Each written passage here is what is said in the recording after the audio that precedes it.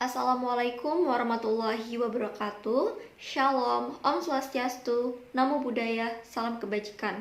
Perkenalkan, saya Diva Mawarni Permana dari Universitas Muhammadiyah Profesor Dr. Hamka, Program Studi Pendidikan Bahasa dan Sastra Indonesia.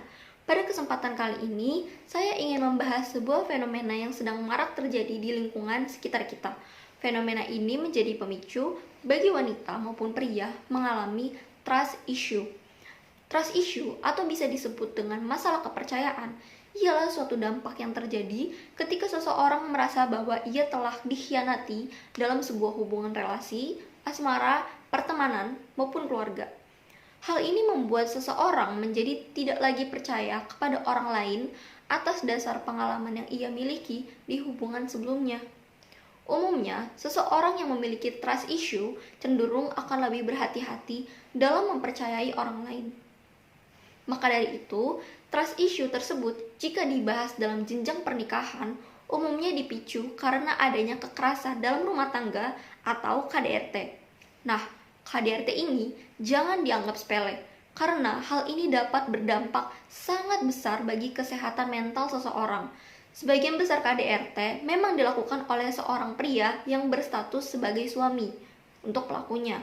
Namun, tak jarang juga dilakukan oleh wanita yang berstatus sebagai istri. Umumnya, faktor finansial, perselingkuhan, faktor anak, tekanan dari keluarga besar, lingkungan sekitar, bahkan tekanan dari pasangan pun tak luput jadi pemicu dalam pertengkaran rumah tangga. Tekanan dari keluarga ataupun pasangan biasanya terjadi karena dari keluarga maupun pasangan itu menuntut korban untuk menggerakkan rumah tangga mereka agar menjadi lebih sempurna serta lebih baik, tanpa mengerti kesulitan yang dialaminya selama berumah tangga. Hal seperti ini biasanya akan menimbulkan perbandingan terhadap rumah tangga yang sedang dijalani dengan rumah tangga orang lain. Pada kasus ini, yang menjadi korban biasanya perempuan, karena masih banyak orang yang beranggapan bahwa perempuan itu kodratnya hanya mengurus rumah, mengurus suami, serta mengurus anak saja. Dan perempuan dituntut harus bisa segalanya dalam hal-hal tersebut tanpa mengerti apa yang menjadi kesulitannya setiap mengerjakan pekerjaan rumah tangga. Dalam ajaran Islam, justru suami yang membantu istrinya dalam mengerjakan pekerjaan rumah tangga itu terhitung sebagai amalan yang sunnah. Tekanan dari suami itulah yang menjadikan istri merasa selalu tidak cukup dalam menjalankan kewajiban rumah tangganya dan tanggung jawabnya sebagai seorang istri.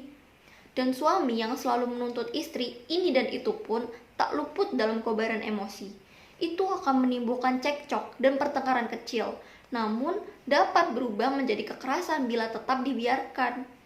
Banyak sekali faktor yang menjadi pemicu adanya KDRT selain yang telah saya sebutkan sebelumnya.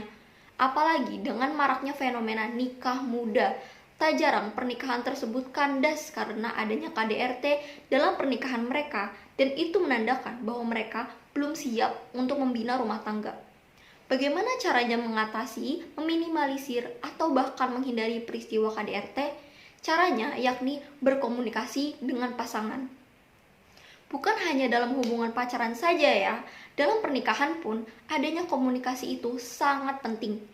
Ya, karena mereka sudah menikah, memang seharusnya mereka saling terbuka satu sama lain. Selain komunikasi yang baik, sikap jujur pun menjadi sangat penting untuk menghindari KDRT. Jujur tidaklah hanya ke pasangan rumah tangganya saja, tetapi juga jujur kepada semua orang yang telah dipercaya tentang apa yang telah ia alami selama membina rumah tangga.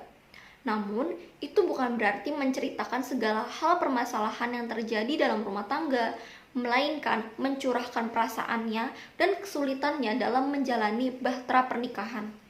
Kemudian melapor. Cara tersebut dibilang ampuh untuk mengatasi KDRT. Melapor jika memang pasangan dari teman atau keluarga atau bahkan pasangan Anda sendiri telah melakukan tindakan KDRT. Jika tindakan KDRT pasangan telah melampaui batas, maka tidak usah ragu untuk melaporkannya dan langsung ajukan perceraian. Hal ini dikarenakan pasangan yang telah melakukan KDRT itu sudah tidak bisa lagi ditoleransi. Pada kenyataannya, tidak akan mudah bagi seseorang yang suka menyiksa atau melakukan tindak kekerasan untuk tidak melakukan hal itu lagi. Ia akan terus mengulangi tindakan itu jika pasangannya tidak menuruti kemauannya, apalagi jika korbannya tidak bisa melakukan apa-apa alias tidak berdaya. Tindakan KDRT ini sangat memengaruhi kesehatan psikis dan mental dari seseorang, terutama dari korban dan orang-orang yang ada di rumah, yakni anak-anaknya. Korban yang telah mengalami KDRT selama hidupnya umumnya akan menjadi pribadi yang tertutup dan menjadi sangat trauma dengan kejadian itu. Ia akan mengalami trust issue karena ia trauma jika ia mengenal orang baru. Ia takut akan mengalami kejadian yang sama karena terlalu mempercayai seseorang. Tidak akan mudah menyembuhkan trauma korban dalam kasus KDRT karena ada banyak hal yang akan menjadi pemicu untuk merekonstruksi ulang kejadian pada traumanya. Selain berdampak pada korban, juga berdampak pula pada orang-orang yang ada di rumah itu, yaitu anak-anaknya. Ini menjadi sangat penting ya, karena psikologis anak-anak, apalagi jika mereka menyaksikan hal itu sedari usia yang terbilang sangat muda, sangat rentan untuk terganggu. Istilah broken home pun menjadi sorotan utama dalam pikirannya. Berlaku juga pada anak, mereka juga dapat mengalami trust issue dan bahkan menjadi trauma serta takut untuk menikah.